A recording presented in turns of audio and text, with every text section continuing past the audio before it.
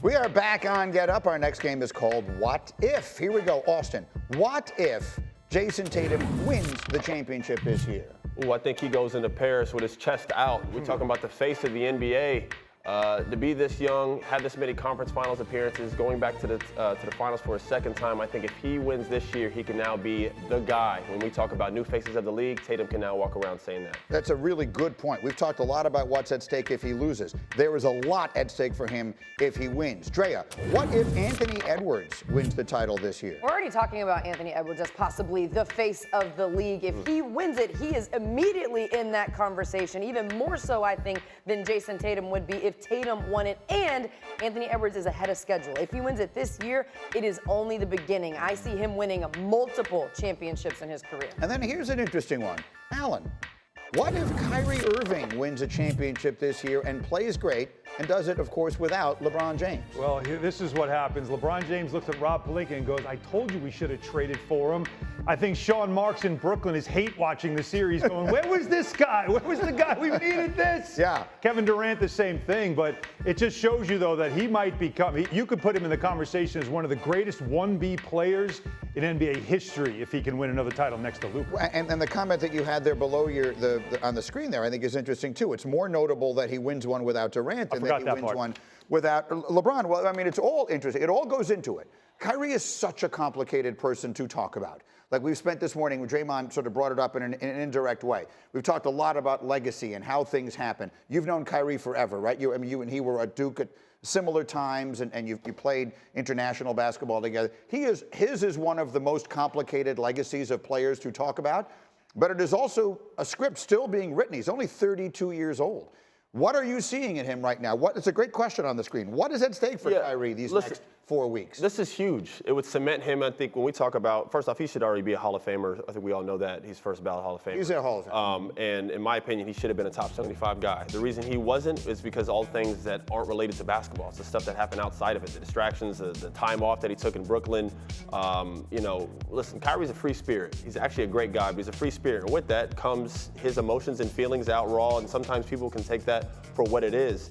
Regardless of which, when we talk about his basketball legacy, we saw him go to Boston and want to be a 1A guy, and it didn't really work out as well. Wasn't fit at that time to be the leader of that team. It got weird when he got hurt, and they played really well without him. He's found himself in a situation where I think it is similar to when he played with LeBron. He's accepted being that B guy. It's a great point by Allen. He's probably going to go down as one of the best 1B guys of all time. In terms from a talent standpoint, Kyrie's every favorite player's favorite player. To go win a championship with this team, I mean, my God, man, Kyrie would be looked at totally different. This is a guy who just got left off of Team USA when we all know he should probably be on that team. Oh, yeah. But he's not on that team for reasons outside of basketball. Right. They question his leadership. They question all that. I'm seeing Kyrie play defense. I'm seeing him have good energy, good high spirit. I've never seen this from Kyrie. So this has been great to see. When this came up, and it's a great job by our staff because they put this idea out there yesterday as we were going through ideas for today's show, and it made me think about this. I don't know that there's any player in the NBA who's still playing right now whose legacy could be more impacted by winning a championship this year. I mean, Jason Tatum has a lot more chances. For all the talk we've had about him, Anthony Edwards is just getting started.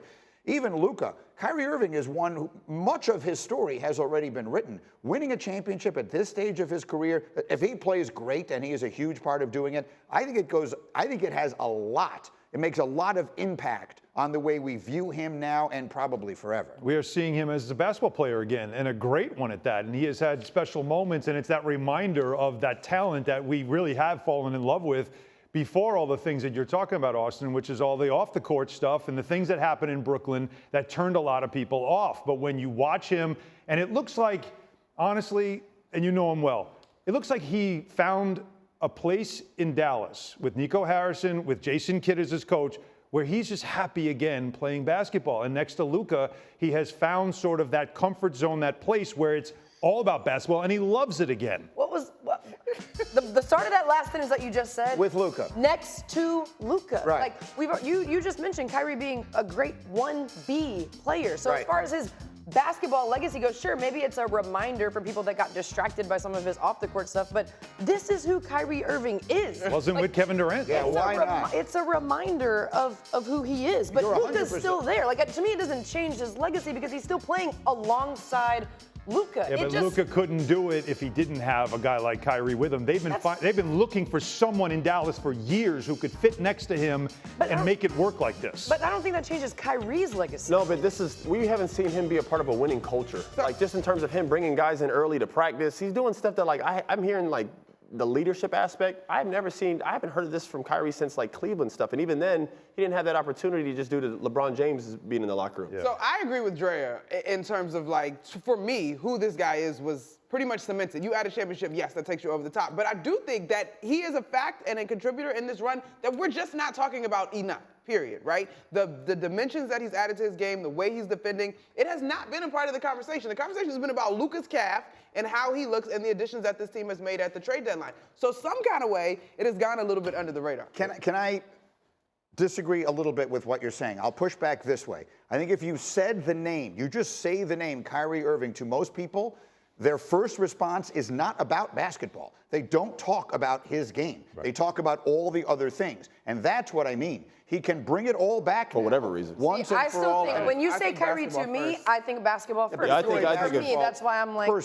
I think a lot of people, based on all the things that happened in Brooklyn, a lot of things that happened away from the court, a lot of people remember a lot of that stuff more than they remember the shot. It's changing. It's changed this year. It's changed this year. He is changing it. That's what I'm saying. Yeah. And he takes it over the top. That's and look, a legacy thing. Look, I mean, LeBron James won his championships with Dwayne Wade, with Anthony Davis, and with this guy. I mean, he's literally that level of good. Right. Yeah, you made an interesting point as well. Why it didn't work out in Brooklyn is another thing that we're going to have to dive into at some point if he wins a championship with Luka.